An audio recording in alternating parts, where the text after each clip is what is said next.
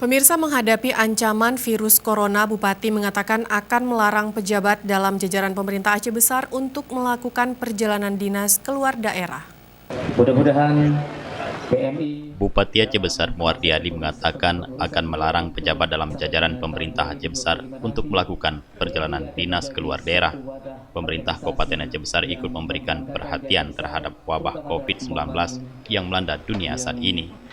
Walaupun belum terjangkitnya corona di Aceh khususnya, hal tersebut disampaikan Bupati Aceh Besar pada saat pelantikan pengurus PMI Aceh Besar dan kenduri relawan kemanusiaan.